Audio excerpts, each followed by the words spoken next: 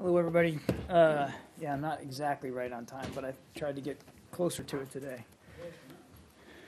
A couple of things at the top I want to just hit here, if you'll allow me.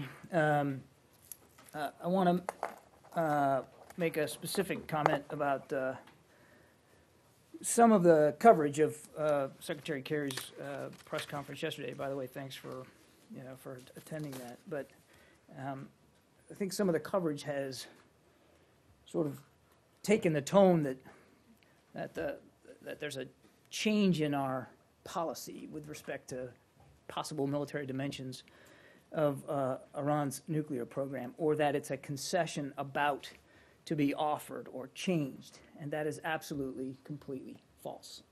The Secretary was very clear yesterday that, as before, we absolutely require Iran to give the IAEA access that they need to resolve any possible military dimensions of their program.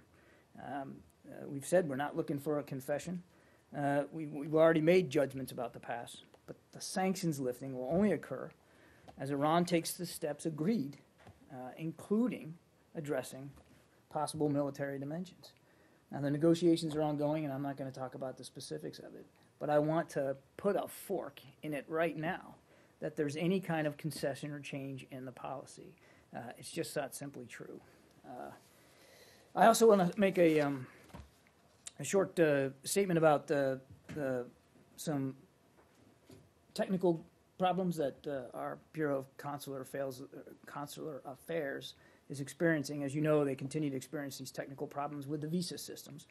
And this is a global issue, and we're working around the clock to fix it. In fact, more than 100 computer experts from both the private and public sectors across the United States are working on this as we speak. That said, for all the hard work, we don't expect that the system will be online before next week. I can't give you any more specific detail with respect to timing on that. And the problem, as I said at the outset, stems from a hardware failure. That failure right now is preventing the department from processing and transmitting the mandatory security-related biometric data checks at our embassies and consulates. Certainly, we regret this inconvenience to travelers, recognize that this is causing hardship for those that are waiting for visas, and in some cases, their family members or employers in the United States. That said, this is very much a security issue, and that's why we're taking it so seriously. So we're going to get it done. We're going to get it done right, and we're not going to rush as well. We're working on this as fast as we can, but it's important to get it done right. And, of course, we're going to continue to post regular updates on our website, travel.state.gov. And with that, we'll start. Okay. Well, first of all, welcome. This is your first real briefing since yesterday you had help from the Secretary, or more than help. He did the whole thing. I was telling somebody earlier, my dad was my Little League baseball coach, and he used to make us take the first called strike to relax the batter. He used to wait for the first called strike. Yesterday was my first called strike. So. All right, well, hopefully you won't strike out today or in the next few minutes. I'm sure you won't. I'm hoping that that's the same. I'm sure you won't. Just logistically on the technical issue that you mentioned, you say that you're taking your time to get this done right. Well, this happened before, and it was supposedly fixed after several weeks of serious delays that inconvenienced millions of people. So why wasn't it done right the first time? I don't know that there's a relationship to any previous hardware problems and what's going on now. But they have figured a way through this, basically by recreating their backup system. And that's what they're working on now. I don't know if there's a relation to it in the past, but again, they're working on this real hard. All right, and you're sure that this hardware failure was not caused by any kind of outside mischief? That's correct. All right. So onto policy substance, you are correct that the Secretary was very clear yesterday, but I don't think you're correct in what he was clear about.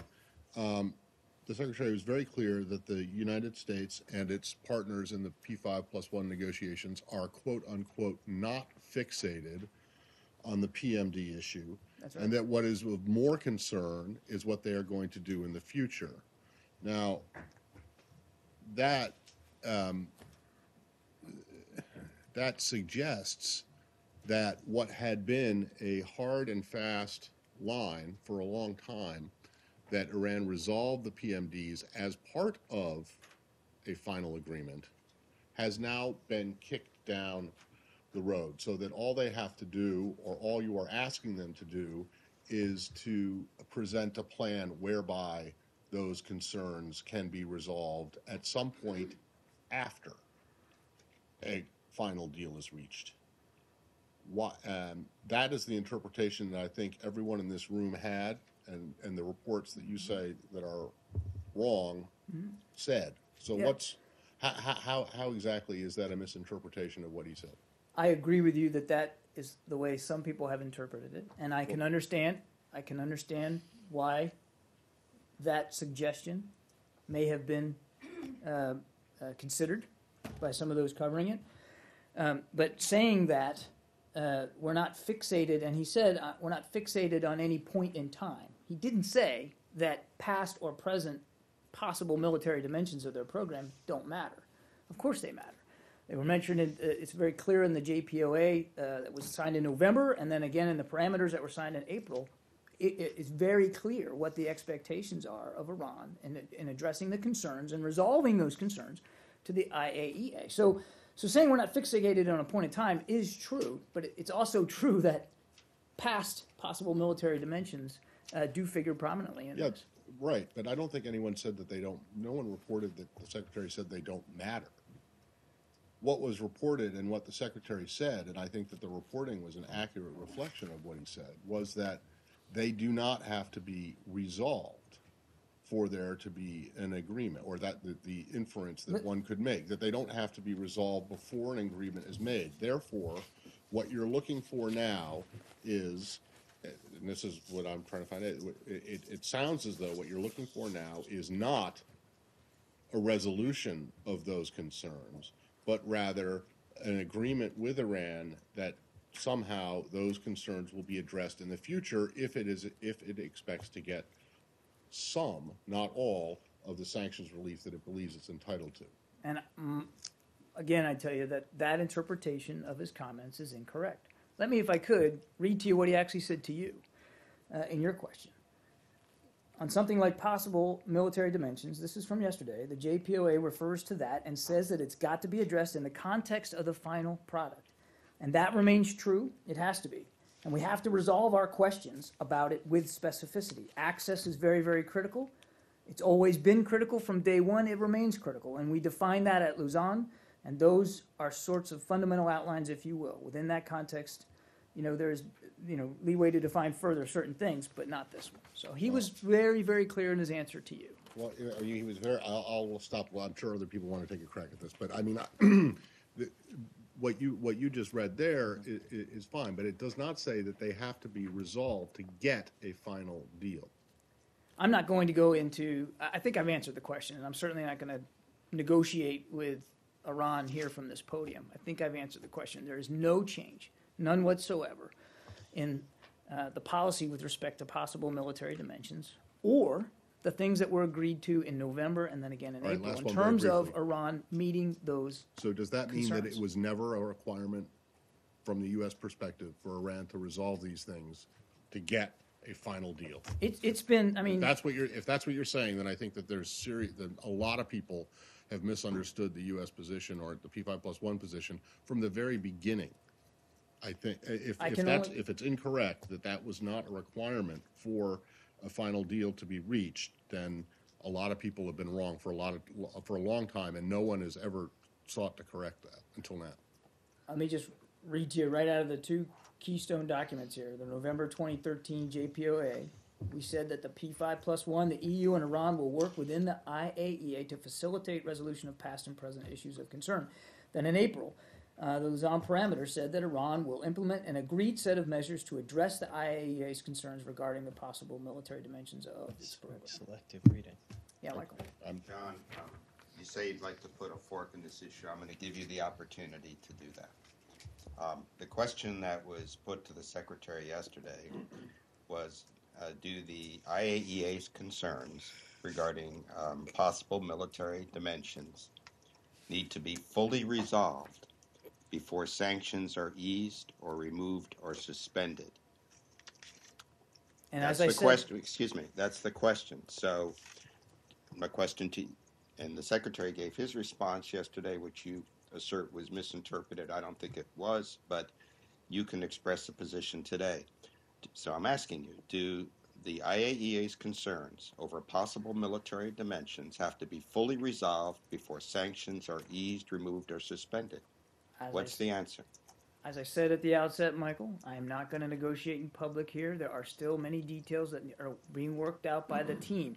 But as I also said at the outset, sanctions lifting is only going to occur as Iran takes agreed nuclear steps. Some of those steps are the steps that are being negotiated now, but sanctions relief is only going to occur when those steps have been taken, including addressing possible military dimension. Okay, so just to clarify here, because you're asserting we misinterpreted what he said.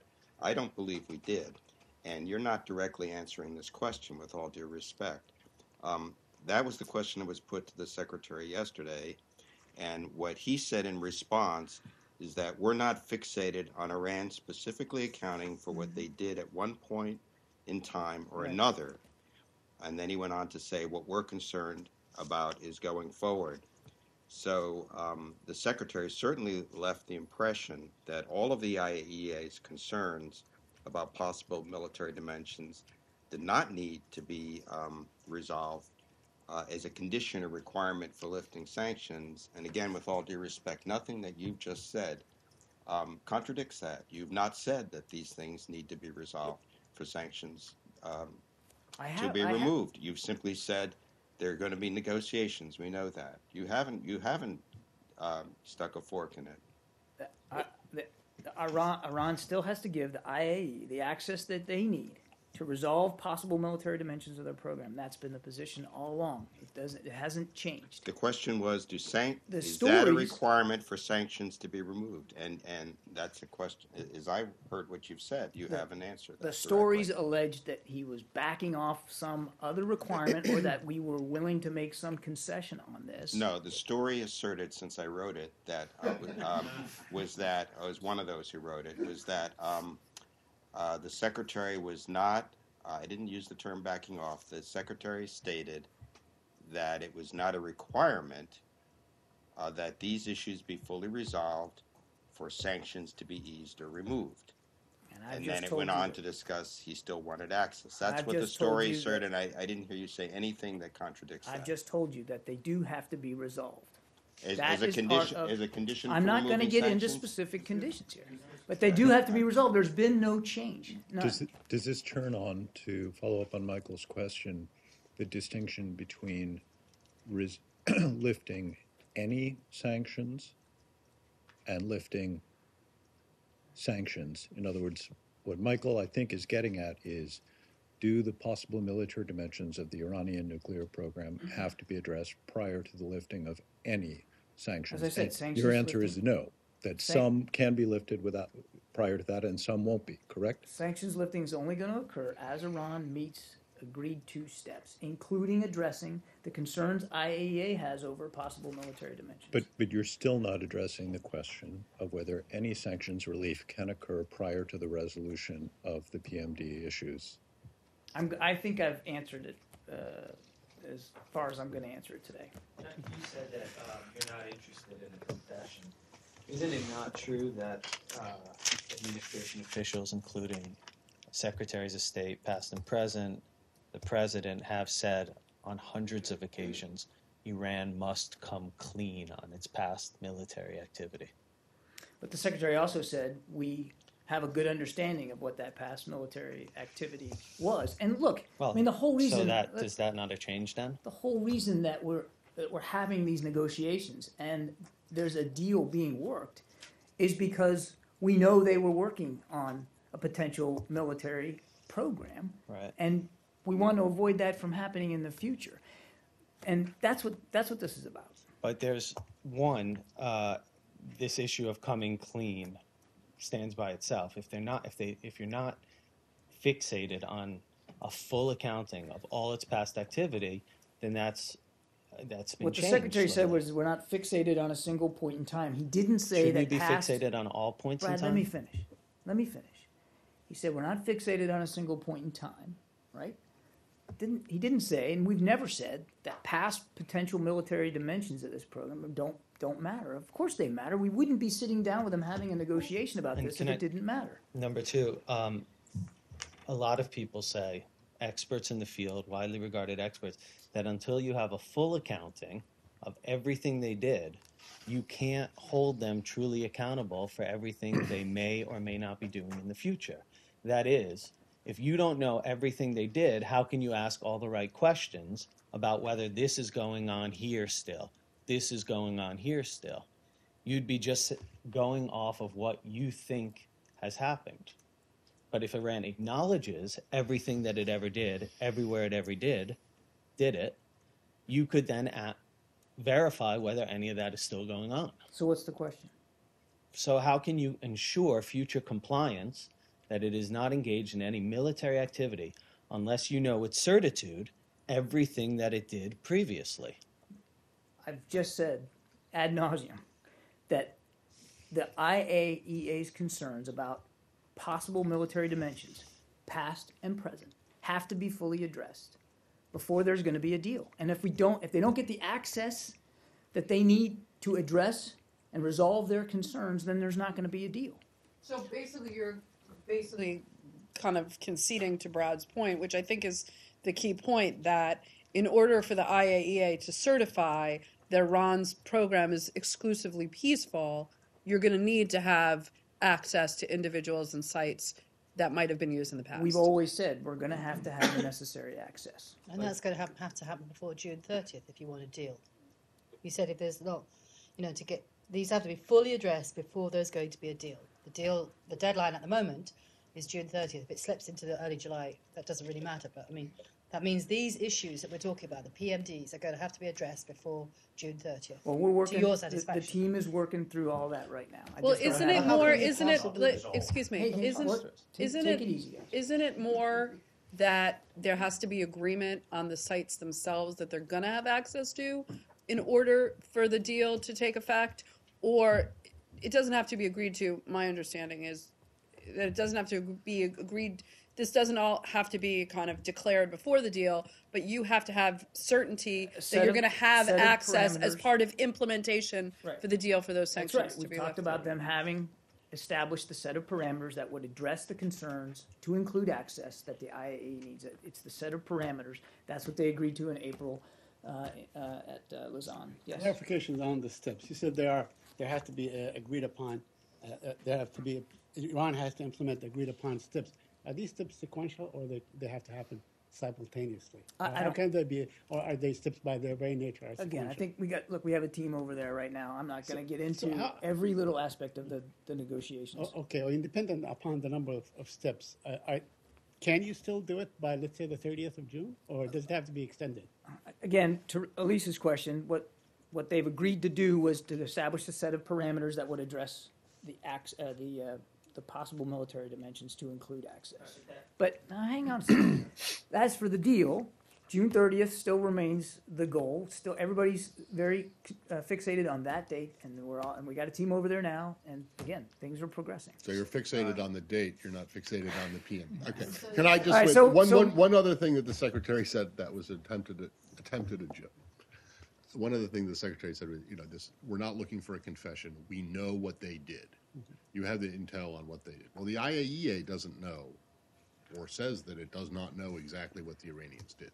So if you guys know, and you have all the intel about what Iran was doing in its past alleged military nuclear work, will you turn that over to the IAEA so that they can answer the questions that they have? No, I'm not at liberty to talk about intelligence matters from the podium, and I wouldn't do that. Again, this is about making sure that Right. the IAEA gets the access they need to address the concerns they have, as well as the P5 countries, about possible military dimensions. Right. And I won't talk about the transmission of information. Okay, at a but the classified IAEA level. has long list of questions that it wants answers to from Iran Among those questions are are lists of stuff that they, possibly dual-use items that they may have imported, that kind of thing. The secretary yesterday suggested that the U.S. knows all of that, has all that information, or at least a lot of it, or enough of it to be confident in knowing what Iran was up to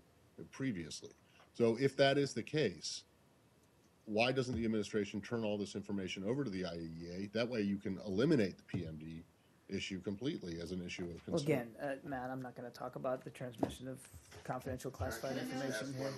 One last thing. Sure. On this issue. I don't want to beat the dead horse, but just to make a distinction, which I think you're making, just to clarify, the IAEA has a whole process to come to its conclusions about possible military dimensions that can be lengthy and methodical and thorough.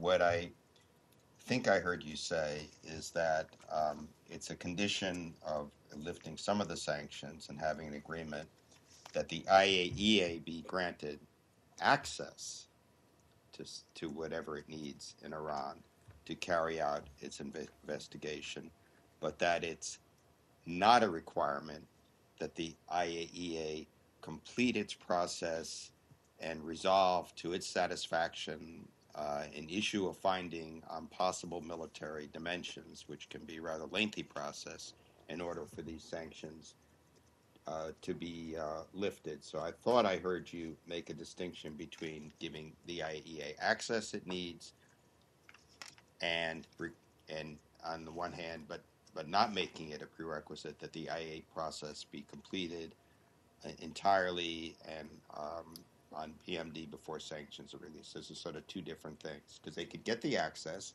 and it could then take them some time to resolve these issues to their satisfaction. And I think those are that is the level of detail I think they're still talking about there in Vienna, Michael. And that's why I don't have anything further or more specific to go into that. Can I ask on the you mentioned that there's a team on the ground at the moment. Who is actually there on the US side? I can get you obviously Wendy Sherman has been is she there at the moment? Involved. I believe she's back now. No, actually I don't think she's because I know Arachi left yesterday for talks in Vienna today, so I'm just I wondering don't know at what level we're at. She's been involved in being the lead over there. Now she was back here for a few days this week. I actually am not up to speed on her travel plans, so we can find out if she's already back there for you or not, or on the way back. But she's certainly going to be back there this week before the end of the week. And do you know if she's back there before the end of the week, how long this planned stint is going to be? I don't. Again, we're still very concentrated, not fixated, concentrated on getting this deal done by the end of the month. Can I change the subject? Yes. To Syria and the use of chemical weapons, use of chlorine gas as a chemical weapon. The secretary said yesterday that you are convinced, or you have proof that the vast majority of these attacks are vast preponderance, I think you said, are at the hands of the regime because the opposition does not have any use of helicopters for barrel bombs and such. Now, there is a UN resolution that bans the use of chlorine gas, passed in March, as a chemical as used as a weapon. Mm-hmm. So technically, if you have evidence that the Assad regime is responsible for these attacks, then that it's in violation of this resolution. That's Chapter 7 resolution. What are you going to do about it? Well, look, as the Secretary stressed yesterday, it's been significantly documented. The OPCW fact-finding mission reported witnesses saw and heard helicopters coinciding with chlorine barrel bomb attacks in Syria in the spring of 2014. They continue to flout international standards and norms, including the Chemical Weapons Convention and UN Security Council's resolutions, as you... That's not standard and norm. That's international law. That's right. You're right. So they're in violation of a Chapter 7 UN Security Council resolution, and there is virtually no talk in Washington or at the UN Security Council about consequences for Syria for violating this. Well, look, there's been a lot of pressure put on the Assad regime and will continue to be put on the Assad regime. Nothing's changed about our policy that he needs to go, but we've also been clear that there has to be a political resolution to to the situation inside Syria. Wait. Can I finish? I understand, but the civil war and the fighting with the opposition between the regime and the opposition is quite different than the use of chemical, agents and chemical weapons, which this administration was ready to launch military strikes against Assad for. Now, the only reason he didn't was because President Obama decided not to do that was because of this deal between that Russia and the U.S. negotiated to rid Assad of his chemical weapons. So now he's using a chemical agent that's banned under international law in flouting a UN Security Council resolution. What are the consequences for him outside of any political negotiation? I mean, there doesn't need to be a political negotiation for Assad to be in accordance with international law and UN Security Council resolution. I think we've been very clear that there's not going to be a military solution to the situation in Syria, with the exception, of course, to the pressure that's being applied militarily to ISIL inside Syria. We've been very clear about that. But President Obama, when he was deciding to use military action because of the use of these chemical weapons, said this has nothing to do with the U.S. wading into a civil war or the political process. He very narrowly said this is in response to Assad's use of chemical agents against his people, and now he's doing it again. Again, the international community is united against the Assad regime in the use of chlorine gas against their own people, which we know the preponderance of the use is. Look, there's not going to be a military solution, and it was the credible threat of military force that drew Assad to allowing the declared stockpiles to be removed from the country. So we know that that's gone. Yes, we still believe that he's using chlorine gas. So maybe the credible threat of using it again would get him to stop using chlorine gas. I'm not going to dictate military policy from here. As I said. You sure? Yeah, I'm pretty sure. I don't do that anymore. There's not going to be, and we've been long clear, there's not going to be a military solution to the crisis inside Syria. I'm not saying that, but we're talking specifically about him gassing his own people, which is very different than a civil war. This is, there's a precedent for the U.S. not wading into the civil war, which clearly it doesn't want to do, and taking action or paying lip service to taking action. I don't have actions to announce today about addressing specifically his use of chlorine gas. Can you take the question whether the U.S. chlorine gas. Let's move back a little bit. Go ahead. No, on the use of chlorine gas. Is that a chemical weapon? I mean, that is a commercially available product. That's right. And it is said that Jabhat al-Nusra, which controls a great mass of territory, I'm not saying because you said that you're confident it was the regime that used this bomb and these attacks, but it is said that Jabhat al-Nusra, which controls large territory, expansive territory, actually has large stockpiles of chlorine. So is it a chemical weapon? It's a toxic chemical that obviously has commercial use, but he's using it as a chemical weapon. Yes, back here. There was a hearing on the Hill this morning from on this issue, at which the use of chemical weapons, at which former Ambassador Ford was speaking, and he, along with a number of other doctors, he's not a doctor, were talking about the effects, and they showed a very horrifying video of some small children who had been victim of chemical weapons attacks. All of the people on their panel, and they were probably chosen for a certain reason, but all of them suggested that one way of protecting the people, these attacks are mostly happening in Idlib province, would be to go back to the idea or a plan that's been long on the table of a no-fly zone, which they suggested in one particular area would be relatively easy to implement. Is the United States at all thinking about ways of trying to protect the citizens on the ground who have been falling victims to these attacks? Well, again, you're asking about military policy, and I'm in no position to speak to that. I know of no plans to establish no-fly zones or safe zones for that. Is it not something that might be worth considering? No? Well, I'm in no position to announce or discuss military policy here from this podium. There's no plans to conduct or to affect a no-fly zone over Syria with respect to the use of these chemicals. What has to happen is he has to stop using them. I mean, and he's already lost legitimacy to govern his country, which is why groups like ISIL have been able to run rampant, particularly over the north and to the east. Yes, Instead back of here. prescription. Brad, come on, back here. Brad, come on. What did the secretary mean yesterday when he said that the international community's patience with the Syrian President Bashar al-Assad's behavior was wearing thin? How will the international community react? There's already pressure applied on the Assad regime. That pressure will continue to be applied. Again, he's lost legitimacy to govern. There needs to be a negotiated political settlement inside Syria. We've said that repeatedly. That's still the effort that's being applied right now. Yeah, back here. Hi, good to see you, John, here. Thanks. Brad, I'll come back to you. I had a quick question regarding the situation in northern Syria. When Jeff was asked about this question last Friday first and then on Monday about the allegation that Kurdish forces are trying to force the Arabs in the region to leave their towns, you had said that you are monitoring the situation. Have you reached to a conclusion about the situation on the ground in terms of these allegations regarding the PYD forces against Arabic? I missed a part of your question because of the ice jingling here. Can you what First, allegations? First, Jeff was asked this question last Friday and then this Monday regarding the allegations that the PYD forces are forcing the Arab people in the region in northern Syria, actually in Tel Aviv, after the fights between ISIL and Kurdish forces, they are forcing the Arab people to leave their towns.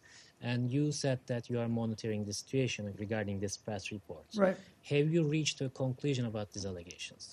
I've got nothing more to add than what we've said before. We continue to monitor it. We've made our concerns known about the PYD and YPG with respect to human rights issues, but I've got nothing to announce on that. Turkish officials. Just let's do one at a time. One at a time.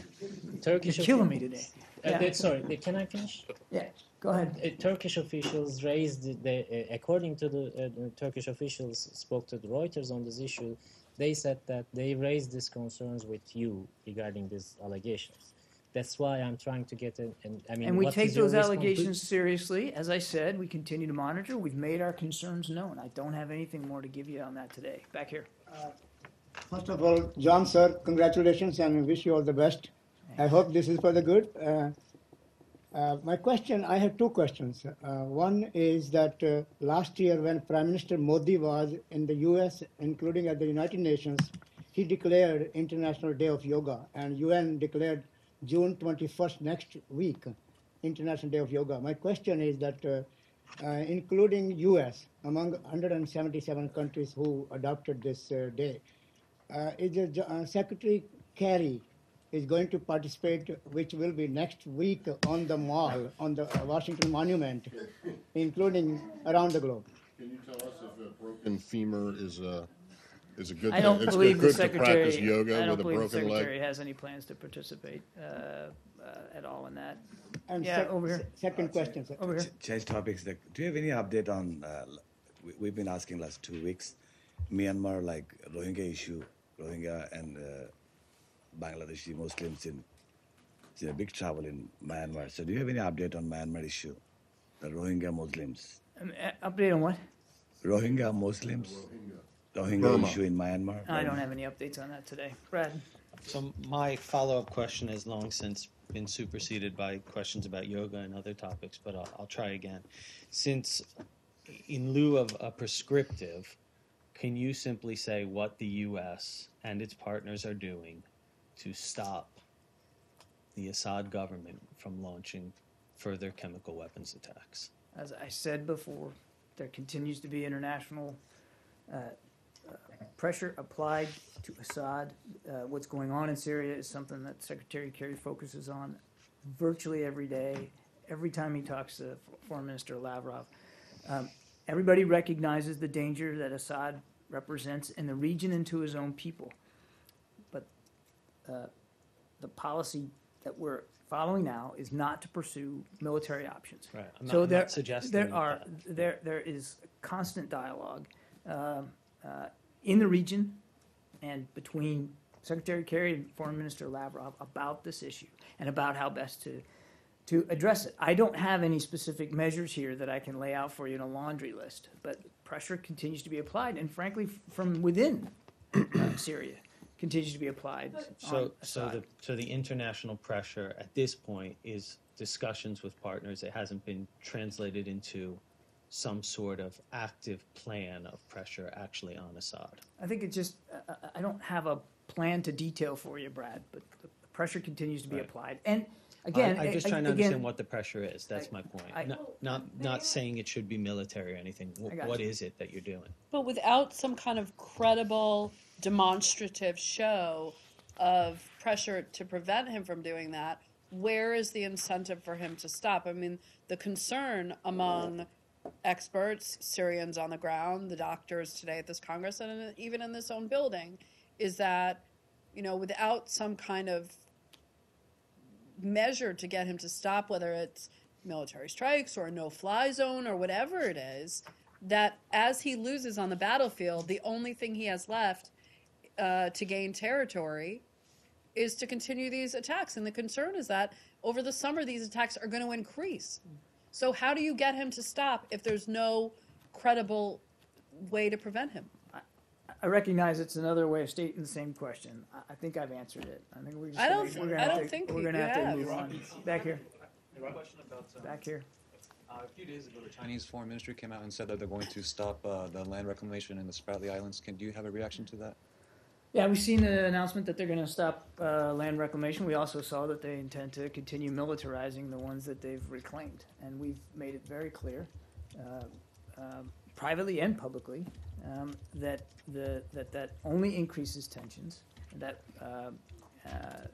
and that it's unhelpful. And we continue to call for a cessation of land reclamation and militarization of them in the region. It doesn't do anything to increase stability and security. Yeah, this will have to be the last one. Thank you. Related question on Chinese action. You got a lot more. They're all pretty quick, but it's a very large world out there. Yeah, you were the guys that told me, hey, briefings are too long. You got to wrap them up. So I'm trying to wrap it up. You want to keep it going? We'll keep going for a few more minutes. Yeah, go ahead. About Hang China. on. Everybody just. Hey, go ahead. Thank you. They chose to make this announcement shortly before this SNED conference here in Washington, D.C., the talk between the United States and China. Yeah. Does it tell you something about the Chinese posture about this issue?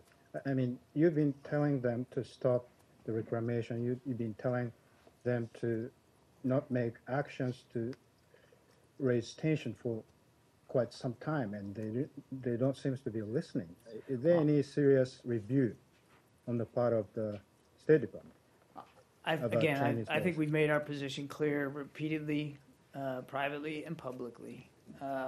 As for the timing of their announcement, you have to talk to them about that. Nothing's changed about our view of these destabilizing activities there in the South China Sea, and I suspect that this will be an issue that comes up. In fact, I know it will come up next week. And again, Secretary Kerry will continue to press the same concerns that we've been pressing throughout. Yeah, back here.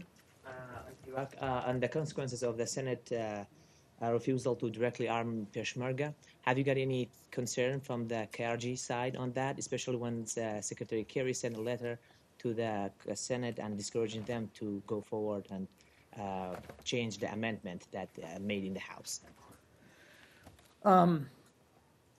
So let me just talk more broadly. We do continue to arm and equip the Peshmerga, and we do it in coordination and through the Iraqi government in Baghdad. So any suggestion that they're not getting arms and equipment and things they need is just simply not true. It's being done through the government in Baghdad, who has been very responsive in making sure that they aren't stopping or hindering the flow of that equipment. And it's been quite a bit. Coalition-wide, over 95 airlift missions, 8 million pounds of donated ammunition and equipment, and more keeps coming. So I'm not going to speak specifically to action on the Hill, but I can tell you that the Pesh continue to get what they need, and we continue to look at ways to get them more. But have you got any concern from the KRG side to the State Department Have I heard of any channel. concerns from the KRG side to the State Department? Yeah. I'm not aware of anything. I think they've made I think they have in the past, they've regularly made their concerns known, and they've stated that. But they continue to get, we believe, and we can show that they're continuing to get arms and equipment and material, and that will continue to flow. But the Senate amendment would have given you the authority to give them directly heavy weapons like tanks and maybe rocket launchers, perhaps helicopters and so on. Is that issue now put to rest? I'm not going to talk about pending, legislation here or the status of it. It's our policy, Secretary Kerry, a policy that we're executing to work through the Baghdad government to provide this material and assistance, and it is getting to them. I mean, the policy as being executed is working. Now, on the issue of troops on the ground, seeing that from last week, seeing that U.S. troops now in Iraq are at a brigade level, maybe 4,000 people, how is that not mission creep? How is that not going up incrementally? Well, mission creep is when the mission changes. Okay. The mission expands and grows. The mission is not changing. The mission, with respect to advise and assist, is exactly the same as it's been since when we started it months ago. So you could conceivably have a division in there, and the mission will not have changed. I don't think it's going to very useful to get into hypothetical estimates of how many more troops there's going to be. This isn't about numbers of troops. It's about what they're doing, and the what hasn't changed at all. Part and parcel of this strategy is assisting the Iraqi security forces, improving their competence and battlefield capability, and that's what this extra additional 450 troops are going to do there in Anbar province. Just they're easy. Yemen, do you have any comment on the car bombings today? And in particular, do you have any idea of who may have been behind them? I don't. I'm afraid not. And I've only just recently seen reports of the bombings, and okay. I'd be loath to comment on it. And then second, then I got one on Greece. So on Yemen, there is apparently one member of the delegation to the Geneva talks on the Yemen, the current de facto, whatever you want to call it, government side, is a specially designated global terrorist, member of AQAP apparently. Do you guys have an issue with that? We understand that this individual was at the UN talks as part of the Yemeni government delegation, and that he's the head of the Al-Rashad Party. The Department of Treasury designated him for connections to terrorism, and I'd refer you to the Department of Treasury for further details. I'd also remind you that these are UN-led talks. Right, but one of the things in the Treasury designation, it says that this guy and the AQAP leadership have planned to establish a new political party in Yemen, which AQAP plan to use as a cover for the recruitment and training of fighters and as a means to attract broader support. Since you now say that he's the leader of a political party, it certainly seems as though Treasury's prediction came true. You don't have any problem with him floating around in Geneva at a luxury hotel, talking with the UN and others about the way forward in this country? Well, look, we've been very clear, and I think can prove it in just recent activities, that how seriously we take the threat of terrorism and those that participate in terrorist activities. There's no change to our stance on individuals like this. That said, I would refer you to the Department of Treasury on this particular individual. Right, but can you take the question as to whether you're in touch with the UN, since this is their talks about them hosting a guy who you think was not so long ago, or back in December when he was designated, trying to create a faux political party. December 2013 was in the process of creating a political party, which he now heads, that you guys suspected was going to be a cover for AQAP. I'm just wondering if you guys have talked to the UN about this and said, hey, it's not appropriate for this. To the question on specific, whether we talked about, I'll take that, yes. AQAP claims that they executed a number of Saudis in Yemen, accusing them of spying for the United States. Do you have any information on that? I don't. Or can you confirm? I don't. Yeah. Yes, back here. After Secretary's call to the Pakistani Prime Minister yesterday on increasing tension between India and Pakistan, has there been a similar effort to reach out to the Indians by the State Department? I don't have any additional calls by the Secretary with respect to his Indian counterpart, but as you know, it's a close relationship. We do talk to them all the time, and again, I mean, the Secretary, I think, spoke about this yesterday, about the need, our desire that relations between the two countries, continue to improve over a range of issues. Yeah, way back here. So I have two topics. First, has the Benghazi Select Committee reached out to the State Department about the Blumenthal emails? Does the committee possess any documents that state doesn't have? I have points on that. Now I don't know where I did with them. Hang on a second. I have them here.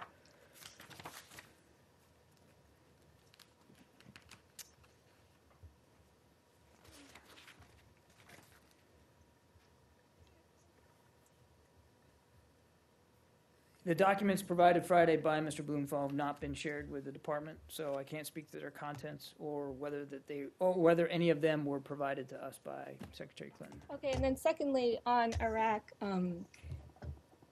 is Iraq today a quagmire?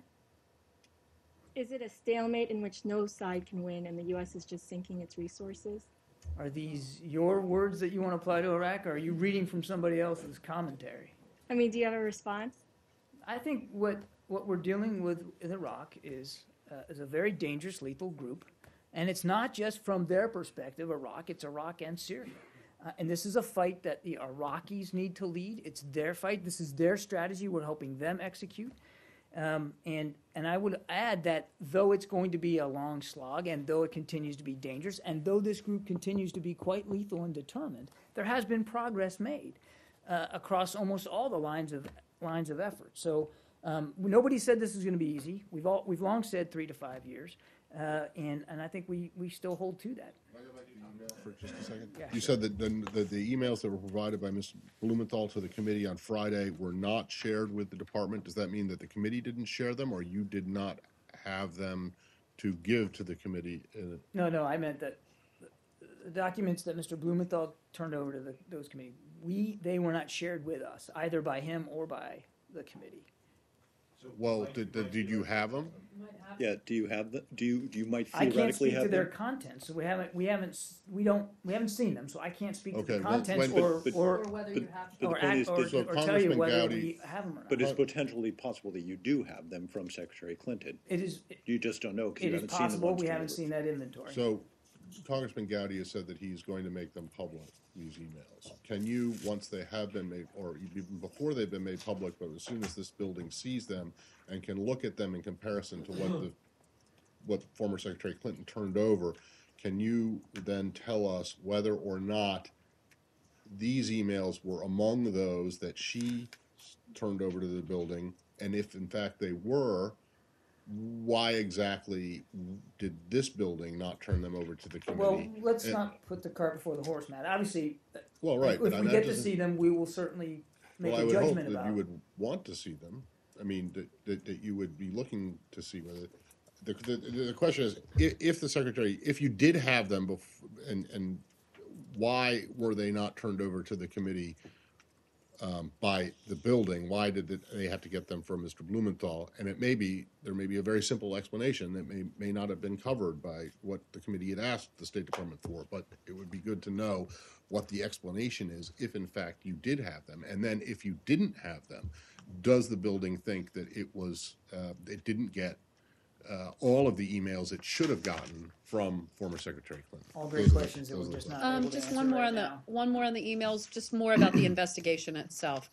Chairman Gowdy has made pretty clear that he's branching the investigation and the scope of his committee's focus from just the Benghazi incident to U.S. policy in Libya in its totality. Do you feel is that within the mandate of this committee, or are you concerned that this is mission creep?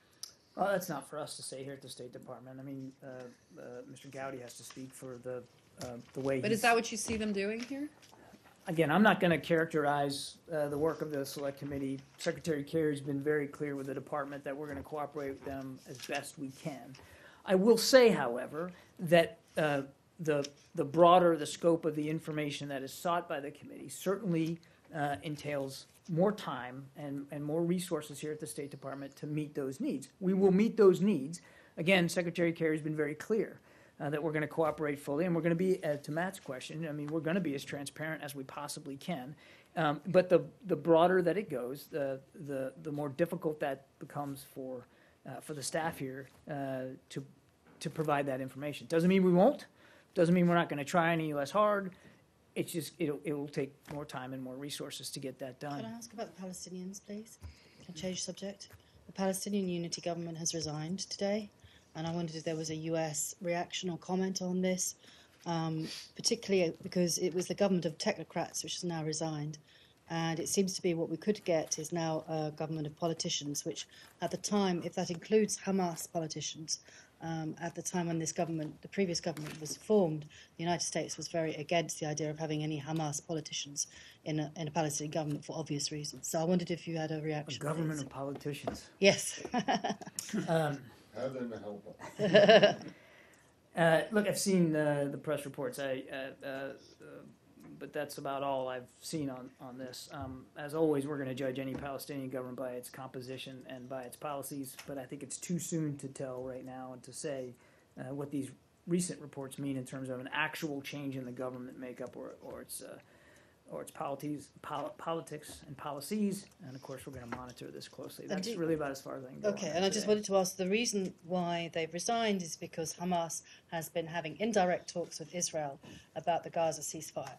Do you have a comment on that? Is that something you can confirm? Have you been involved with that at all? I can't confirm that at all. Can we stay in the region, though? Can we stay on the Palestinians? Yes. Well, on Israel. Let's go to Matt here, and I'll come back to you. I'll go after Matt. I'm wondering if you had a chance to take a look at either the op-ed written by former Israeli ambassador Michael Oren in the Wall Street Journal, or seen the book that apparently is coming out, in which he's very critical of the Obama administration, says that it's basically its fault and the president's fault for the deterioration in relations between the U.S. and Israel.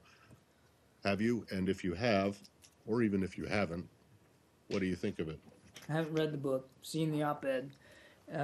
So is Secretary Kerry. The Secretary's view is that his story, at least as related in the op-ed, the Secretary hasn't read the book, conveys his perspective as an advocate for his government, and now as a politician who's promoting a book.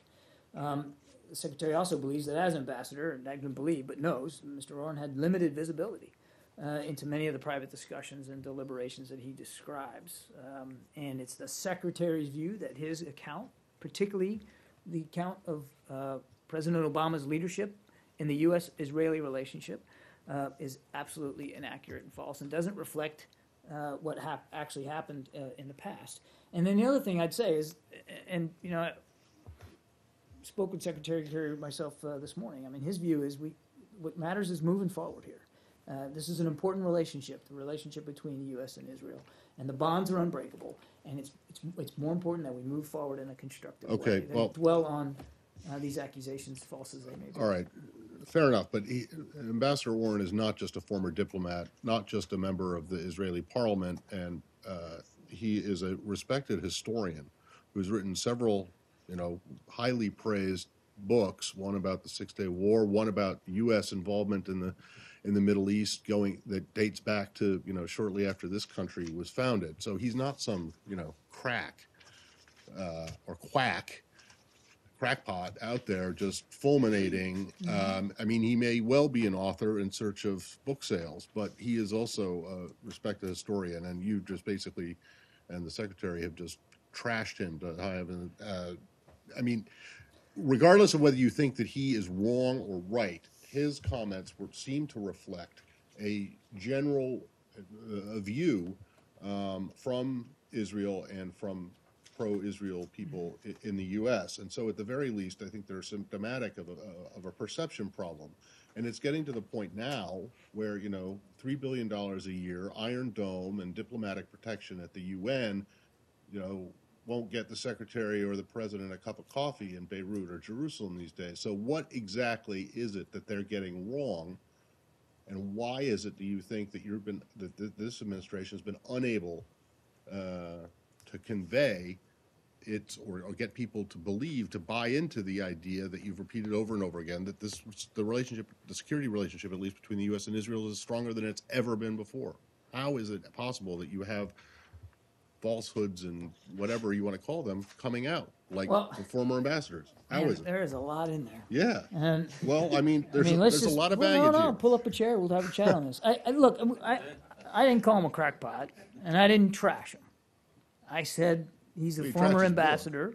Right. I didn't trash the book. I haven't read the book. Okay, the op-ed. I said he's a former ambassador and a politician with a book to promote. Those are truisms. That's not trashing Mr. Orrin. And I think that, look, even the best of friends, even the closest of allies are going to agree on every matter. And there are certainly issues in the past, and I suspect in the future that the United States and Israel will have differences of opinion. That's what friends do. You work through those and you talk about them. But as you said, and I actually agree. I don't know if you were asking me the question or you were making a statement of fact, but I certainly would agree with the assertion that the security relationship between the United States and Israel is very strong, probably the strongest it's ever been.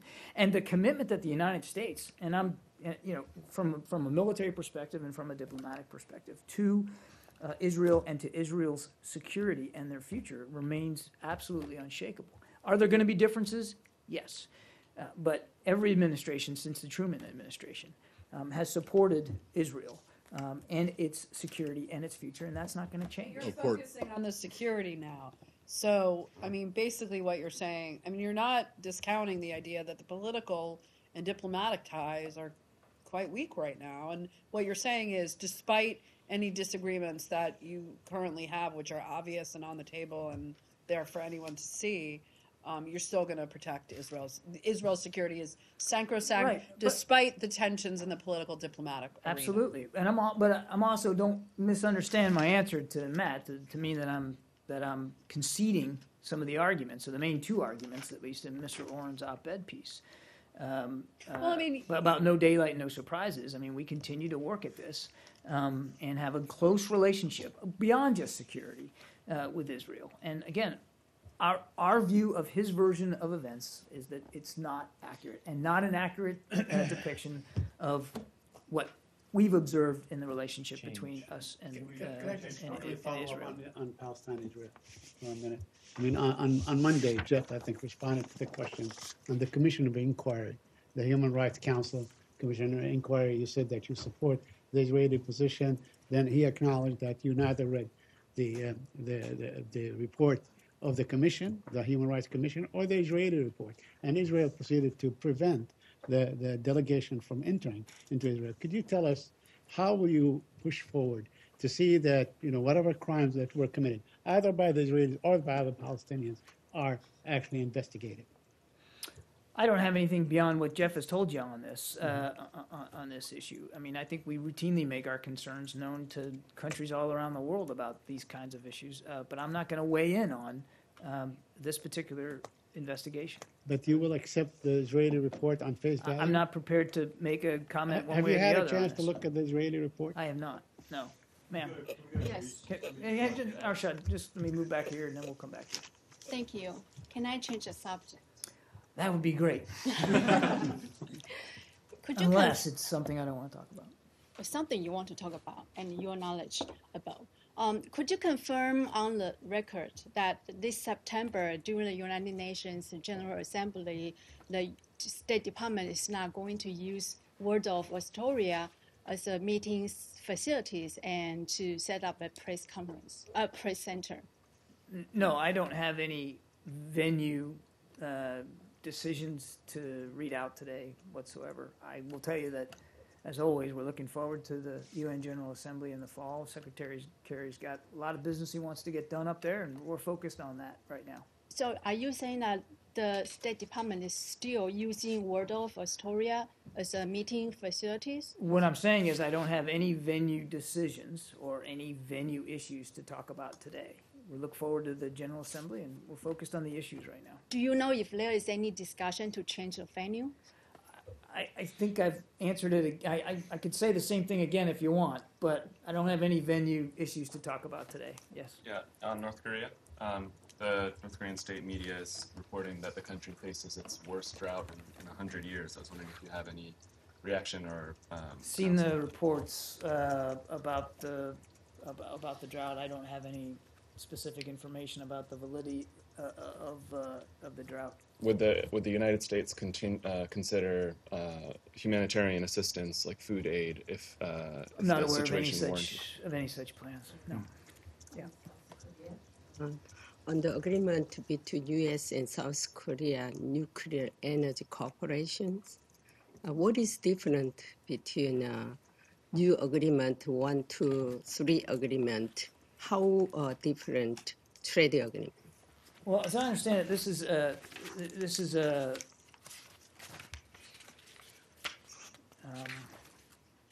this agreement replaces the existing 1, 2, 3 agreement, which entered into force in the mid 1970s, and is supposed to expire in March of next year. So once this agreement enters into force, it's going to mark a major milestone for our alliance and will establish a framework for a reciprocal, dynamic and robust bilateral cooperation in civil nuclear energy for many years. So it's a continuation of an agreement that has existed for quite some time. And we're glad to get it signed this week. Yeah. Representatives Royce and Engel have voiced their concerns to Secretary Kerry about the State Department decision to cut program funding to a Lebanese non-government organization that's focused on combating the political power of Hezbollah. Has the Secretary addressed this concern?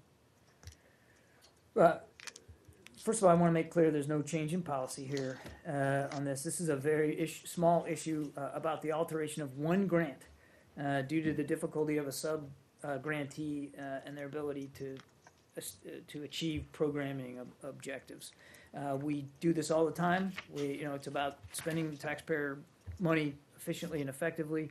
This technical modification was based on our assessment of the effectiveness of specific activities of this specific sub-grant NGO in supporting moderate Shia and should not be misinterpreted as any shift in our approach or policy. So does that mean that there was a report, and I think the concerns are based on, that said that this was part of an elimination of all programs to encourage or support moderate Shia groups in Lebanon? You're saying that that's incorrect. That is there incorrect. is no such thing. It was just an issue with a sub-grantee of this one thing. That is exactly right. Do you have other programs that you are still supporting? Yeah, there's a public diplomacy grant, Teach Women English program. There's a Embassy Small Grants program.